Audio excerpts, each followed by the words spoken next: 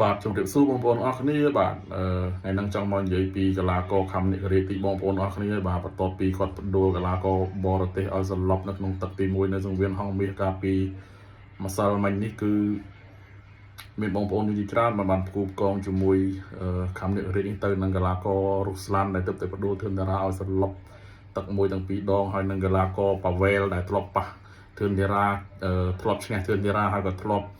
ចាញ់ធឿនតារាបាទគឺម្ដងម្នាក់ទេពីរអ្នកនេះ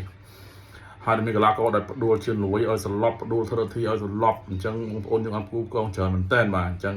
ខ្ញុំចង់មកបញ្ចេញមតិបន្តួចបាទតើតោះជាមួយនឹងគុណខ្មែររបស់យើងនេះគឺ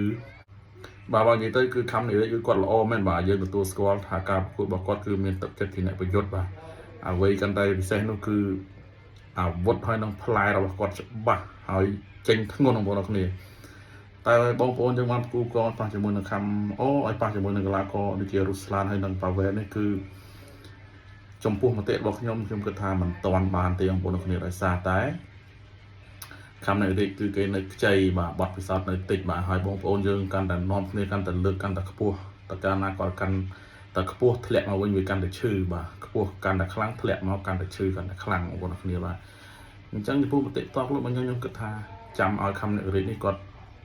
បានហើយជាកន្លះឆ្នាំទៀតបងប្អូនគ្នាបាទឲ្យគាត់គួតជាមួយនឹងកីឡាករដែលមានលំដាប់ស្មើគ្នាឬក៏លើសគ្នាបន្តិចបន្តួចឲ្យគាត់ស្វែងយល់ពីកីឡានិងបច្ចេកទេសអាវុធដៃគូនៃការប្រកួតរបស់គាត់ឲ្យគាត់មានឆ្អឹងរឹងមាំ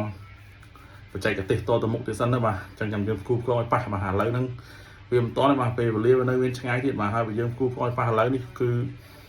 ភាគរយឈ្នះគេវាតិចតួចណាស់មែនតើបងប្អូនគ្នាបាទណាមួយគេគឺជាកីឡាករសុទ្ធតែវាយមករាប់ឆ្នាំហើយបាទបទពិសោធន៍គេពេញខ្លួនហើយបាទអាវុធបច្ចេកទេសការចេញចូលរបស់គេវា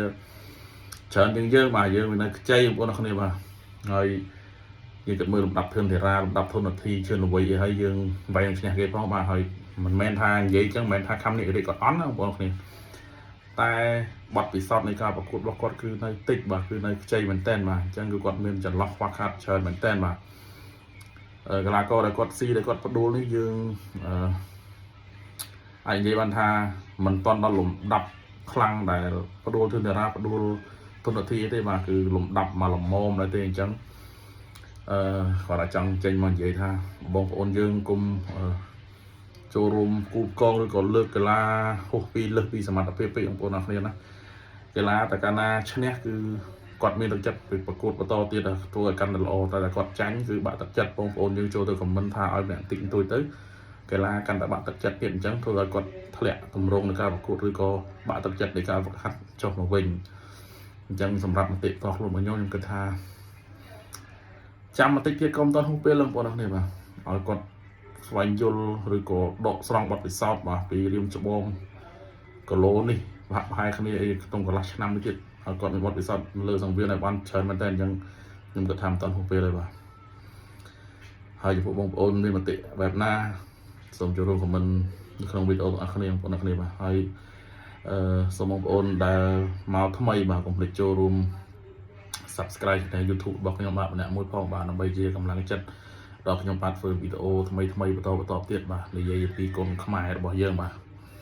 ហើយវីដេអូរបស់យើងក៏មានតែប៉ុណ្្នឹងដែរបងប្អូនគ្នាបាទសូមអរគុណ